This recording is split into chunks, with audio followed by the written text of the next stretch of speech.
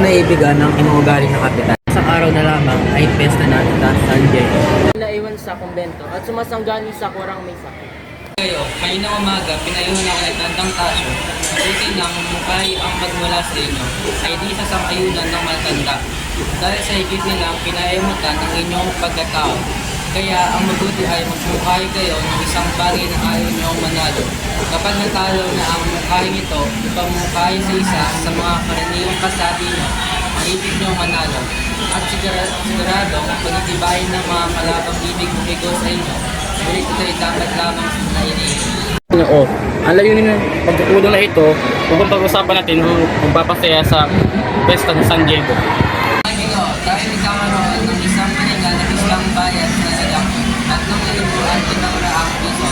Ang halagang ito'y uuburin sa bakas musunod, isang malaking kilaan sa iwas ng bayan sa halagang 100 at 50 piso.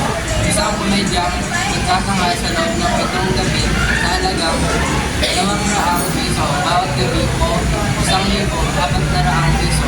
Dalawang bomba at 200 witis na ang halaga ng bawat isa'y piso o pagbuwang 400 piso. Kung kayo po, lumita tayo makabagong palabas at hindi karaniwan na mapanood. Na maging palabas sa bayan ang mga salating pupulo. At minumungkahi ko pa rin na ang isang bagay ng salapi ay ukol sa mga mapuri-puring gawain. Ang pabibigay ng gandimpala sa mga batang masipag mag-aral. Din ako, ngunit iba ang nais ng iyo. Na may awitan sa pagitan sa iyo. Ito ang mga ibig ng tura, kaya ngayon ako ay nakatangaw sa kanya. O bakit pa ninyo kami pinuno? Ayan ang sasabihin ko sa inyo. Ngunit naunahan ako ni Kapitan Basilio, kaya hindi ko na ituloy. Alang-alang sa isang mabuting layon, nilimot ko ang sarili, ngunit kayo, nilabastangan niyo ang sariling karangalan upang itaguhin ang isang masama. Habang si Sisay naglalakad pa uwi sa kanyang dampa, gulong-gulo ang kanyang isipan at hindi mawari kung bakit sa kanya pa nangyari ang gayong kasawian. At laking takot ni Sisa nang makita niya ang dalawang gwardyang sibil sa kanilang bakuran. Hindi pa siya nakakailang hakbang ay narinig niya na ang tawag ng mga gwardyang sibil. Magtapat ka sa amin o hindi gagapos ka namin at babarilin. Huwag ka magsisinungaling dahil mamamatay ka. Hinahanap namin ang inyong anak. Ang malaki nakatakas, ngunit ang maliit, saan mo dinala? Mga Ginoo, si Crispin po ay matagal ko nang hindi nakikita. Dinalaw ko po siya kayo sa kumbento, ngunit ang sabi lang sa akin na, kung gayon, ibigay mo sa amin ang mga salapi at hindi ka namin hahabulin. ang mga anak ko po ay kahit naghihirap ay hindi nagnanakaw.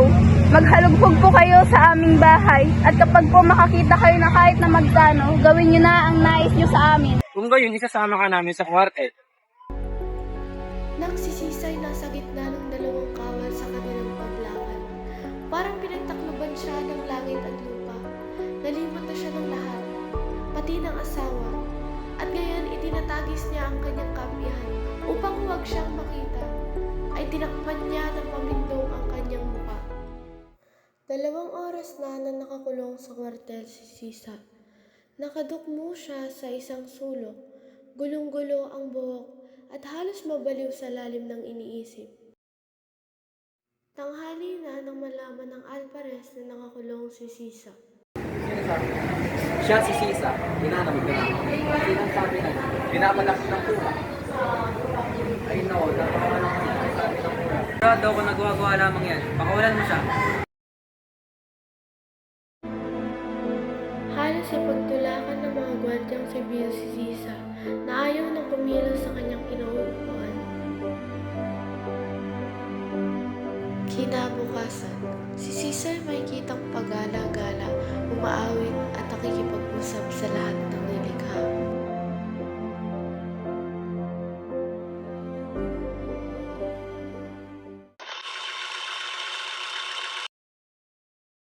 Mare, lagi niyo ba napapansin si Padre Sandy na lagi siya nagkakamali sa kanyang misa? Ay, totoo yan. Ay, oo, napapansin ko rin. Huwag ka nga, lagi ka nga natutulog eh. Pero ang sabi nila, lalo na siyang nawalan ng ganang kumain at siya kumayat at tumamlay. Sa Ibarra, napakagwapo at magalang. Bagay na bagay siya kay Maria Clara.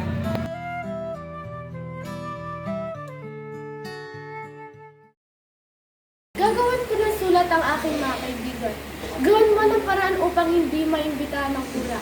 Natatakot ako, mahal ko. Lagi niya ako tinititigan at kanyang kakausapin. Hindi ko naman siya maintindihan. Gawin mo ng paraan upang hindi siya maaniyahan. Alam mo, hindi ko kaya gawin yan. Mabuti ang pakikitungo ng mga tao sa atin. At ugalian natin imbitahan ang lahat pagdating sa mga salo-salo. Magandang umaga sa inyong dalawa. Ano ang inyong pinag-uusapan? Pinag-usapan po namin ang pagsalo-salong inihanda ng aking mga kaibigan. At nais ko kayong imbitahan Saan ito didara?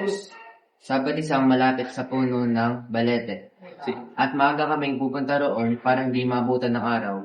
Sige, tatanggapin ko para malaman nyo na wala akong initagong sama ng loob.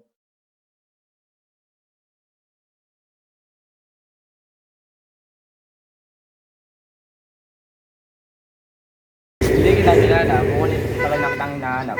Anong iyong kailangan? Humingi ako ng tulong dahil nawawala ang aking dalawang anak at nabaliw ang aking asawa. Nagmamadali ako. Pag-usapan na natin habang lalakad tayo.